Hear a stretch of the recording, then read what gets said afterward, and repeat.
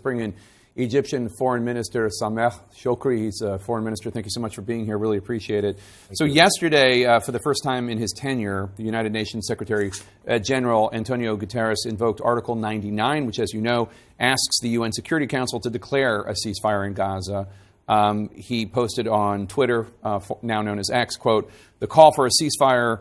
The Israeli foreign minister responded by calling Guterres a danger to world peace, and he posted on X, quote, the call for a ceasefire in Gaza constitutes support of the Hamas terrorist organization and an endorsement of the murder of the elderly, the abduction of babies, and the rape of women. Anyone who supports world peace must support the liberation of Gaza from Hamas. What's your response? Well, definitely the Secretary General is invoking Article 99 in terms of his responsibility to appraise the Security Council of any threat to international peace and security. All reports from the UN agencies is that there is a catastrophe, a calamity that is going to befall a humanitarian catastrophe in terms of the conditions currently prevalent in Gaza. The civilians are suffering tremendously from the lack of food, water, shelter, and medical attention, sanitation, healthcare is absolutely disastrous.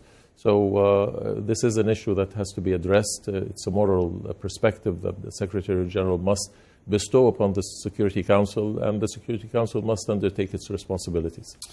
Egypt, I know, has played a critical role helping with vital aid to enter, as well as letting some people flee Gaza through Rafah, the only border crossing not controlled by Israel. Today, Egyptian authorities published a list that includes 63 U.S. citizens and other foreign nationals who are finally allowed to exit Gaza. Why has it taken so long to get people out of Gaza? Well, this is all contingent on the agreements that we are able to make and the with Hamas? With Hamas, with Israel, and with the assistance of Ambassador David Satterfield. So it is totally up to Israelis to define and to provide the lists of those who can come out. And when they do, we facilitate their repatriation.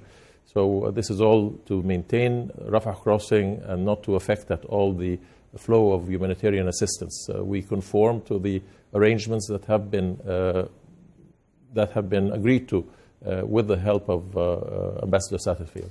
I know Egypt doesn't want Gazans to leave Gaza and permanently relocate to Egypt. I know you don't want that.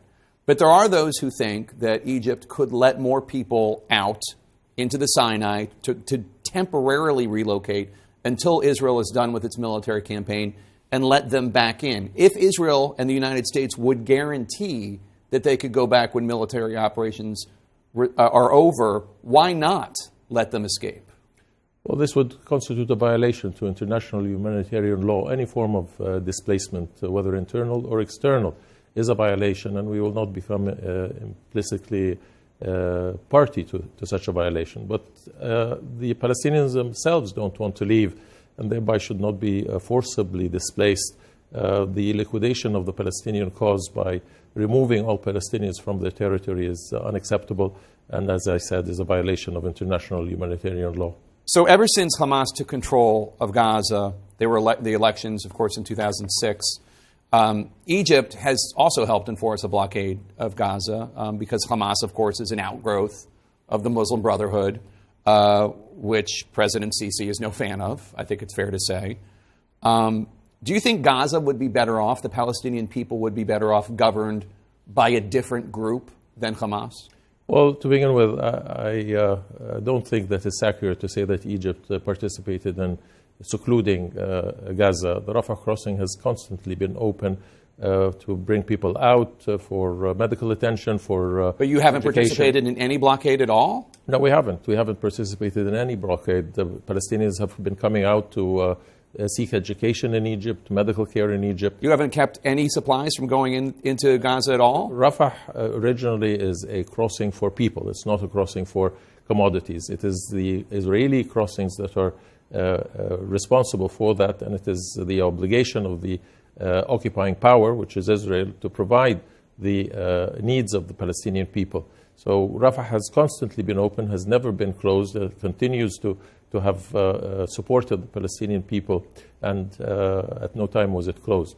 Well, in any case, what do you think the Palestinian people would be better off with a group other than Hamas, given how the Sisi government feels about the Muslim Brotherhood, and Hamas is an offshoot of the Muslim Brotherhood? Do you think that they would be better off with a different group, a group that was more willing to engage in a peaceful coexistence with its neighbors, the way that Egypt does, than Hamas? Well, I think this is something for the Palestinian people to decide, and we have always recognized the Palestinian Authority as the competent governing authority of both the West Bank and Gaza.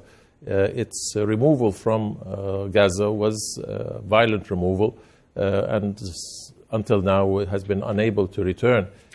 So I think it's necessary for the Palestinian people to demonstrate who they will accept as governance of the Strip. Last question, and it can be quick because I know you don't have details to get into, but when the fighting is over, and hopefully that will be soon, will Egypt be willing to play a role in helping the Palestinian people rebuild Gaza and have self-determination? Well, before this conflict, we had contributed $500 million to the reconstruction of Gaza. This is the sixth confrontation between Israel and Hamas, and the subsequent destruction of infrastructure in Gaza. So we will always be supportive. We will always contribute to reconstruction to the best interests of the Palestinian people in Gaza. Egyptian Foreign Minister Sameh Shukri, thank you so much for being here. And as always, we pray for peace in the region. Absolutely. Thank you.